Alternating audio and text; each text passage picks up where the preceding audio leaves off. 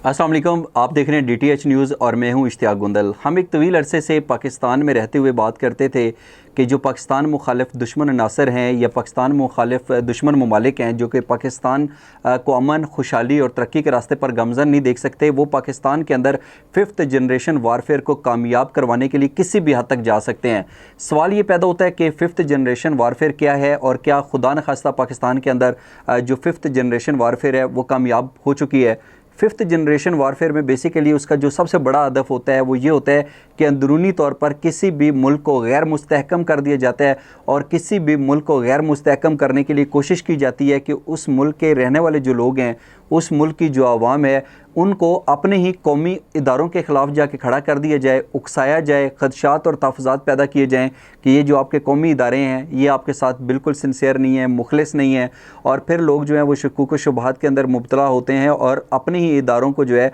वो शक की निगाह से देखना शुरू कर देते हैं। अगर हम पाकिस्तान की बात करें और मौजूदा सूरत हाल की बात करें तो बज़ाहिर ऐसा नज़र आता है कि पाकिस्तान मुखालिफ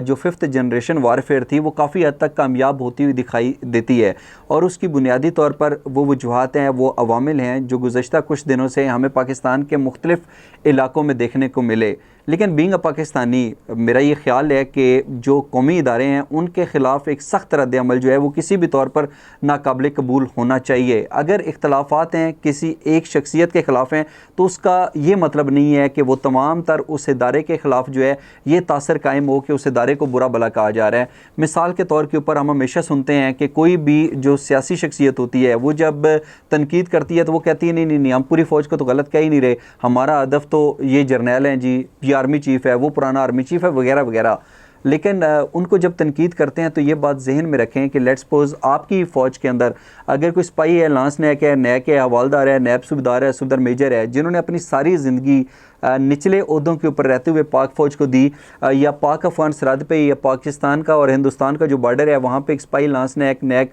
कोई NCO ड्यूटी दे रहा है, तो उसकी क्या गलती है? जो 25-30 हज़ार तनख्वाह लेता है और उसकी जो जान है वो हर वक्त दाव पे लगी रहती है, कोई पता नहीं कि कहाँ से एक नामालूम गोली आए और उसका निशाना बन जाए। तो इतनी ज़्यादा जो तनकीद है मेरा ख्याल है कि वो नहीं होनी चाहिए। और जिस तरीके से अब फ़ौज की तरफ से भी एक तासर सामने आया है, उन्होंने कहा है कि जिन लोगों ने तोड़ फोड़ की, तोड़ फोड़ कौन सी, जिन्होंने मुल्की अमलाक को नुकसान पहुँचाया, फ़ौजी तनसीबात को जो है वो नुकसान पहुँचाया और यादगार शोदा की बेहुरमती की, कि उनके ख़िलाफ़ जो है मिलिट्री के अंदर जो है उसके हवाले से जो मुकदमात चलेंगे उसको जो है फ़ौज के अंदर ही इंटरनली देखा जाएगा। इसके हवाले से अगर देखा जाए तो मुख्तलिफ़ लोगों की राय है। कुछ का ख्याल है कि ऐसा हो सकता है, कुछ का ख्याल है कि ऐसा पॉसिबल नहीं है कि आर्मी ऑफिशियल एक्ट के तहत या आर्मी एक्ट के तहत उनको सज़ाएँ नहीं दी जा सकती। लेकिन बहरहाल मेरी बहुत सारे लोगों से बात हुई, जिस तरीके से ये शोदा की यादगारों की बेहुरमती की गई या जिस तरीके से मुल्की अमलाक और फ़ौजी तनसीबात को निशाना बनाया गया, यकीनी तौर के ऊपर इसके अंदर कोई दूसरी राय नहीं है कि उनको कानून के कटहरे में लाना चाहिए और कानून के मुताबिक उनको सख्त से सख्त सज़ाएँ देनी चाहिए, चाहे उनका तल्लुक़ पाकिस्तान तहरीक इंसाफ के साथ है या फिर वो कुछ और अनासर थे। इसके ऊपर कोई दूसरी राय नहीं है, ताकि मुस्तकबिल के अंदर जो है ये वाला जब इनको सख्त सज़ाएँ मिलेंगी तो मुस्तकबिल के अंदर कोई भी सियासी पार्टी है वो अपने कारकुनान, अगर वो ख़ुद नहीं भी बराह रास्त देख रही तो उसके कारकुनान इस तरीके से जो है वो हरकतें नहीं करेंगे जिससे पाकिस्तान को आलमी सतह के ऊपर जो है वो नुकसान पहुँचे, उसका इमेज ख़राब हो और अंदरूनी तौर के ऊपर जो है वो 5th जनरेशन वारफेयर कामयाब होती हुई दिखाई दे।